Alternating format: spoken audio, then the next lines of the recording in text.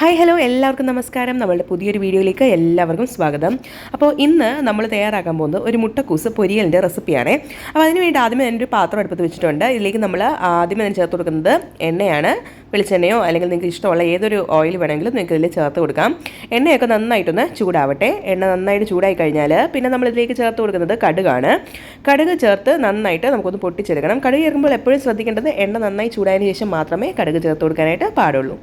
കടുക് നന്നായിട്ടൊന്ന് പൊട്ടി വരട്ടെ. അതിനുശേഷം നമുക്കിതിലേക്ക് വറ്റൽമുളക് ചേർത്ത് കൊടുക്കാം. ഞാനിവിടെ ഒരു 2-3 വറ്റൽമുളക് ചേർത്ത് കൊടുക്കുന്നുണ്ട്. ചെറിയ ഉണ്ട വറ്റൽമുളകാണ് ചേർത്ത് കൊടുക്കുന്നത്.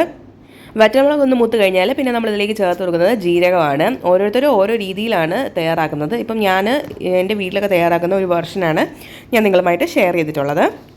അപ്പോൾ ജീരകമൊക്കെ നന്നായിട്ടൊന്ന് മൂത്ത് വരണം. അതിനുശേഷം നമ്മളിതിലേക്ക് ചേർത്ത് കൊടുക്കുന്നത് കുറച്ച് ഇഞ്ചി അരിഞ്ഞതാണ്. ഇഞ്ചി ഒന്ന് മൂപ്പിച്ചെടുക്കണം. എണ്ണയിൽ കിടത്തിയിട്ട് ഒരു 1-2 മിനിറ്റ് നമുക്കിതൊന്ന് മൂപ്പിച്ചെടുക്കാം. അതിനുശേഷം നമ്മൾ അരിഞ്ഞു വെച്ചിട്ടുള്ള മുട്ടക്കൂസും പിന്നെ അതുപോലെ തന്നെ സവാളയും പച്ചമുളകും കൂടെ നമുക്കിതിലേക്ക് ചേർക്കാം. അപ്പം ഞങ്ങളുടെ നാട്ടിൽ ഇതിന് മുട്ടക്കൂസൊന്നും പറയാറില്ല. നമ്മുടെ നാട്ടിൽ പറയുന്നത് ക്യാബേജ് എന്നാണ്. അപ്പം ചില നാടുകളിൽ ഇത് മുട്ടക്കൂസ് എന്നാണ് പറയുന്നത്. അപ്പോൾ എനിക്കിതൊരു കൗതുകമായിട്ട് തോന്നി, കാരണം എനിക്കിത് അറിയില്ലായിരുന്നു.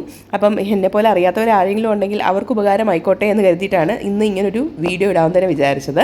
അപ്പോൾ നമ്മളുടെ ക്യാബേജ് നമുക്കിതിലേക്ക് ചേർത്ത് കൊടുക്കാം. അതിനുശേഷം നമുക്കിതിലേക്ക് ആവശ്യത്തിനുള്ള മഞ്ഞൾപ്പൊടിയും ഉപ്പും കൂടെ ചേർത്തിട്ട് നമുക്ക് അടച്ച് വെച്ച് കുറച്ച് നേരം ഒന്ന് വേവിച്ചെടുക്കാം. പിന്നെ നമ്മളുടെ ചാനൽ നിങ്ങൾക്ക് ഇഷ്ടപ്പെടുന്നുണ്ടെങ്കിൽ ഒന്ന് ലൈക്ക് ചെയ്യാനും ഷെയർ ചെയ്യാനും സബ്സ്ക്രൈബ് ചെയ്യാനും മറന്നു പോകരുതേ. ചാനൽ സബ്സ്ക്രൈബ് ചെയ്താൽ മാത്രം പോരാ, തൊട്ടടുത്ത് കാണുന്ന ആ ബെല്ലൈക്കൻ കൂടെ ഒന്ന് ഇനേബിൾ ചെയ്തേക്കണേ. എന്നാൽ മാത്രമേ ഞാൻ അപ്ലോഡ് ചെയ്യുന്ന എല്ലാ വീഡിയോസിൻ്റെ നോട്ടിഫിക്കേഷൻ നിങ്ങൾക്ക് ലഭിക്കത്തുള്ളൂ.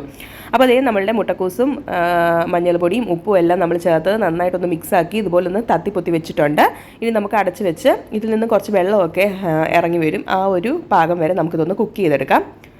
തുറന്നു നോക്കിയെല്ലാം നല്ലതുപോലെ ഒന്ന് മിക്സ് ആക്കി കൊടുത്തിട്ടുണ്ട്. ഇനി നമുക്കിതിലേക്ക് തേങ്ങ ചെറുവേ ചേർത്ത് കൊടുക്കാം. അവനവൻ്റെ ഇഷ്ടത്തിനനുസരിച്ച് നിങ്ങൾക്ക് എന്തോരം തേങ്ങയാണോ വേണ്ടത് അതനുസരിച്ച് തേങ്ങ ചേർത്ത് കൊടുക്കാവുന്നതാണ്. ഞാനിപ്പം നമ്മളുടെ തോരന് ആവശ്യത്തിനുള്ള തേങ്ങ ചേർത്ത് കൊടുക്കുന്നുണ്ട്. ഇവിടെ ഒരുപാട് തേങ്ങ തോരനിൽ കിടക്കുന്ന ഇഷ്ടമല്ല. അപ്പോൾ അതുകൊണ്ട് ഞാൻ ഒരല്പം കുറച്ചാണ് തേങ്ങ ചേർത്ത് കൊടുക്കുന്നത്. അപ്പോൾ നിങ്ങളുടെ പ്രയോറിറ്റിക്ക് അനുസരിച്ച് നിങ്ങൾ തേങ്ങ ചേർത്ത് കൊടുക്കാനായിട്ട് ശ്രദ്ധിക്കുക.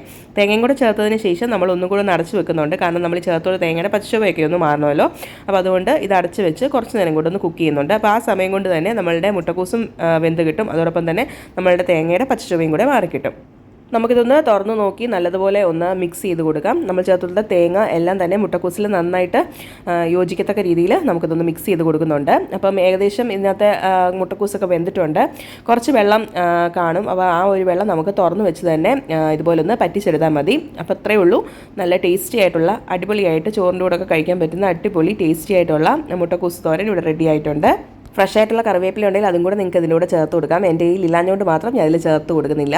അപ്പം അതും കൂടെ ചേർത്ത് കൊടുത്താൽ നല്ലൊരു ഫ്ലേവറാണ് നമ്മളുടെ ഈ തോരന് ഉണ്ടാവുക. അപ്പോൾ എല്ലാവരും ട്രൈ ചെയ്ത് നോക്കുക. ട്രൈ ചെയ്തിട്ട് ഫീഡ്ബാക്സ് ഒക്കെ അറിയിക്കുക. Thank you for watching.